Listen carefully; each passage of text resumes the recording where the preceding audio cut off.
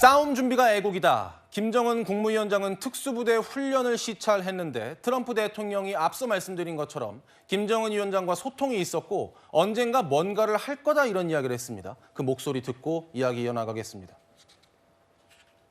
I have a very good relationship with Kim Jong-un. We met. We have a great relationship, and yeah, we have. There is communication. Yeah, you know, he's a big nuclear nation, and he's a very smart guy. We'll probably do something at some point. 네, 트럼프 대통령 발언 들어보면 there is communication, 소통이 있었다라고 얘기를 했습니다. 언젠가 뭔가 할 거다 이렇게 언급은 해왔는데 이렇게 얘기를 한 거는 위원님 실질적으로 뭐 물밑 소통이 있었다 우리가 이렇게 생각을 해야 될까요? 일단 진영은 다 갖춰놨죠. 그레넬 특사까지 만들어놨고 그렇기 때문에 지금 김정은에 대해서 너무나 많은 언급을 반복하거든요. 예.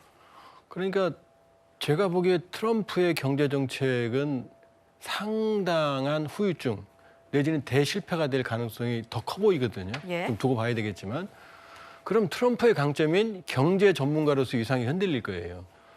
그럼 트럼프의 또 다른 생각은 뭐냐면 트리플 크라운이거든요. 러우 전쟁 종식, 중동 문제 해결, 그다음에 김정은 북한 문제 해결 이러면은 이게 노벨 평화상으로 가거든요. 그러니까 오히려 경제가 흔들리면 안보 쪽에서 성과를 도출할 가능성이 있거든요. 거기에 의존할. 그렇게 보면 지금 취임 당일부터 시작해 주한미군 전화해서 지금 계속해서 김정은과 얘기를 하고 있거든요. 그리고 뉴욕 채널도 있고 그다음에 베이징 채널도 있고 제가 보기에 저 정도 트럼프 대통령이 얘기를 했다면 그 밑에 스태프들이 접촉을 안 할 리가 없죠. 그다음에 북한이 이상하게 조용히 있거든요. 그렇다면 모종의 커뮤니케이션 정확하게 트럼프 대통령이 말했던 커뮤니케이션이 있을 거다. 시그널이 계속 오고 가고 아마 답장은 없을 거고 계속 시그널은 가고 있을 가능성이 있죠. 네, 근데 이 대화를 하면서 트럼프 대통령이 북한을 그간은 핵 무장국으로 불렀는데 이번에는 거대한 핵 국가, 뉴클리어 네이션이라고 했습니다. 이건 사실상 북한 핵을 용인했다는 분석인데 이렇게 얘기하는 이유는 또 뭘까요? 일단 용어부터 보면요. NPT, 비확산 조약에 들어있는 핵보유국, 인정받는 5개 국가는 미국, 영국, 프랑스, 중국, 러시아고 이건 뉴클리어 웨펀 스테이트입니다.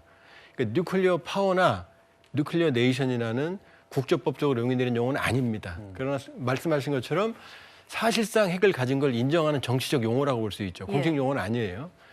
그러니까 지금 단계에서 트럼프 대통령의 특징은 뭐냐면 일단 상대방이 원하는 좋은 얘기를 다 해줍니다. 그래서 끌어낸 다음에 거기서 협상을 하려는 거거든요. 그러니까 지금은 김정은이 듣기 좋아하는 얘기를 다 해주는 거고 근데 푸틴 대통령한테도 처음엔 얘기 들어줬다가 얘기 안 들으니까 우크라이나 무기 공급 재개하고 25% 관세까지 얘기하고 압박을 하거든요. 그러니까 지금 단계로서는 김정은을 유인해내기 위한 좋은 말은 다 해주고 있다. 그러나 실제 협상에서 만일에 북핵을 용인하게 되면 여러 가지 문제가 생기거든요. 일단 이란 문제. 이란은 지금 폭격까지 하겠다는 건데 이란은 안 되고 북한은 된다. 그다음에 우리 국내 핵 자체 무장 여론 자극할 수 있죠. 세계 핵 질서 흔들리죠. 나토 EU가 반대하죠. 그렇기 때문에 아직은 모른다. 그러나 지금은 김정은을 끌어내기 위해서 어쨌든 좋은 얘기는 다 해주고 있다. 이렇게 볼 수 있죠. 네, 사실 북미 대화가 이루어진다면 우리가 우려해야 될 점은 한국이 패싱당할 우려가 있다는 겁니다. 일각에서는 북한과 러시아 관계가 최근 굉장히 밀접해진 만큼 푸틴 대통령이 중재자 역할을 할 수도 있다고 하는데요. 장 변호사님, 네. 어떻게 보십니까? 일단 이 북러 관계가 굉장히 과거보다 훨씬 밀착되어 있고 그러니까 이제 미국과의 관계에서도 이제 지렛대로 활용이 가능하고 대한민국에서도 지금 어떤 그 북한과 미국 간의 관계에서 굉장히 공백이고 입지가 상당히 얕기 때문에 네. 그러면 러시아를 하나의 수단으로 활용하지 않겠느냐라고 이야기가 아이디어 차원에서 나오는 것 같습니다만 지금까지 어쨌든 현 정부에서는 러시아와의 관계에는 다소 좀 소원했다, 거리가 있었다. 이제 한미 동맹이 워낙에 좀 강조되다 보니까 그게 현실화된 카드로 유효하게 작용하기는 조금 어렵지 않나라는 전망도 있는 것 같습니다. 네.